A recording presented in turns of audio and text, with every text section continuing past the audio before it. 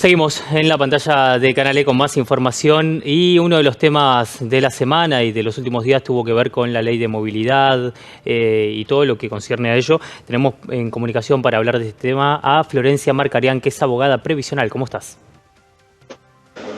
Muy buenas tardes, un placer estar nuevamente con ustedes. Gracias, Florencia, por sumarte a la pantalla de Canal E.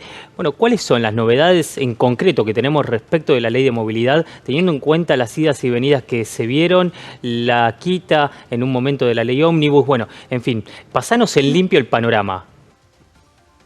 Martín, hubo muchas vueltas con el tema de la ley ómnibus, sobre todo con lo que refiere a los jubilados y los pensionados, porque en el capítulo que se sacó, ese capítulo fiscal de la ley ómnibus, ¿qué fue lo que pasó con los jubilados, verdad? Que estaban a la expectativa de nuevos aumentos, de quizás mejorar su haber, ya sea de jubilación, de pensión. Lo que sucede es que en marzo iban a tener el aumento por movilidad, que eso va a darse, en marzo van a tener un aumento por movilidad, pero se deja sin efecto que a partir de abril los aumentos sean mensuales y teniendo en cuenta la inflación del mes anterior. Entonces, ¿cuál sería la fórmula de ajuste luego de marzo? Y la fórmula de marzo va a seguir siendo la que está hoy vigente, que es el 50% de la recaudación del ANSES, el 50% de la variación salarial, y lo que dé esto como resultado va a ser el aumento que reciban jubilados, pensionados y las demás prestaciones que brinda el ANSES. Cuando hablamos del paquete fiscal y hablamos de diferentes cuestiones que tienen que ver con la ley ómnibus y esto que veníamos diciendo, idas y venidas que afectaron también directamente a la ley ómnibus, a la ley de movilidad, ¿qué pasa con ganancias? ¿Qué pasa con aquellos jubilados que perciben un ingreso que, dependiendo de la materia impositiva de ganancias, deberían pagar o no? Dejándose sin efecto esta parte también de las medidas fiscales, hoy está en 1.980.000.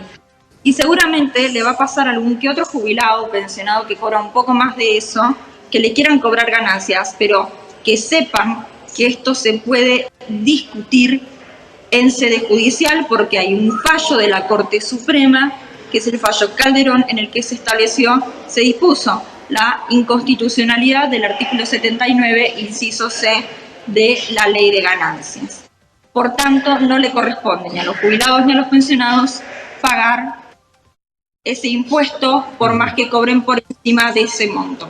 Bien, profundicemos entonces en ese artículo y en ese caso que sentó jurisprudencia. Artículo 79, inciso C de la ley de impuesto a las ganancias, que sepan que se declaró la inconstitucionalidad en la Corte en un fallo que es el fallo Calderón y que, bueno, esto aplica a ese fallo en concreto, pero que pueden acceder por vía judicial y no se les va a pagar, no se les va a cobrar. Bien, se entendió, se entendió. Entonces, pasando el limpio otra vez. En marzo los jubilados van a recibir el aumento que ya estaba estipulado, al menos en el calendario. Ahora, desde abril no se verá esa posible modificación que se venía barajando si salía justamente la ley ómnibus. Entonces, permanece vigente la ley de movilidad que conocemos hasta hoy. Eso es así y según los cálculos y las proyecciones que puedan hacer ustedes, los jubilados y pensionados ¿se ven beneficiados con la continuidad de esta ley de movilidad? En principio los jubilados venían perdiendo con la ley de movilidad. No hay que recordar que esta fórmula que hoy está vigente y que va a seguir vigente, a partir de marzo van a tener el aumento y va a seguir vigente, era una fórmula que la medición es a un trimestre anterior, ¿no? Entonces, con la inflación que hay hoy en día, sumados a estos 3 meses de atraso, las jubilaciones van quedando desactualizadas. Prueba de ello es el tema del bono, ¿no? Que se tiene que ir otorgando y que se ha ido otorgando para poder hacer frente a la inflación y llegar tampoco, ¿no? No llega a la mitad de la canasta básica, pero por lo menos para ayudarlos un poco más, sobre todo a los jubilados de la mínima, siguen perdiendo, jubilados de la mínima y quienes cobran un poco más. Es decir que con la vigencia aún de esta ley de movilidad, ¿permanecería este sistema paliativo de bonos, digamos, aunque seguramente no esté explicitado, ¿Qué información tienen ustedes que están justamente en el día a día? En febrero se va a estar cobrando el bono Sí. de los 55.000 pesos. A partir de marzo habrá que ver si se siguen otorgando esos bonos, ¿no? O quizás la posibilidad de que ese bono finalmente integre el haber mínimo, Ok, ok. para que la base sea un poco más alta. En caso de que ese bono integre el haber mínimo, afectaría no solamente a aquellos que perciben la mínima, sino también a los que perciben menos de 160.000 pesos para cobrar ese mismo número. En la escala, ¿se les daría ese porcentual o ese proporcional a todos los beneficiarios entre comillas, a todos los jubilados, para tener justamente algún tipo de beneficio? Porque hasta acá los que perciben más de 160.000 pesos no cobran bono.